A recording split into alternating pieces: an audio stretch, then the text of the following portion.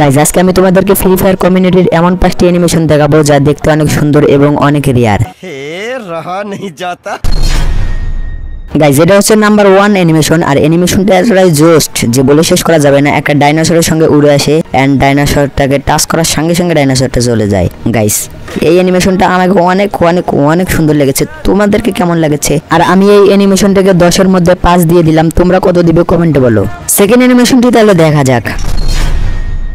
Guys এই অ্যানিমেশনটি অনেক সুন্দর। এই অ্যানিমেশনটি কোবরা বান্ডেলের সঙ্গে চলে এসেছিল। তো গাইজ এই অ্যানিমেশনটি অনেক অনেক পুরাতন। আর তোমাদের মধ্যে তখন কে কে ফ্রি ফায়ার গেমটি খেলতে কমেন্টে বলো। আর এই অ্যানিমেশনটিকে আমি 10-এর মধ্যে 7 দিলাম।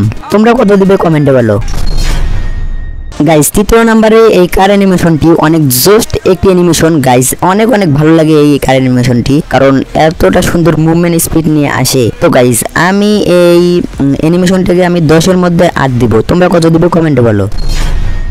গাইজ 4 নম্বর অ্যানিমেশনটা তো আপনারা দেখতেই পাচ্ছেন যে আকাশ থেকে উড়ে এরকম সিঁড়ির মতো আস্তে আস্তে হইতেছে, এরপর আবার উড়ে এসে নামতেছে। গাইজ এই অ্যানিমেশনটাকে 10-এর মধ্যে আমি 7 দিব।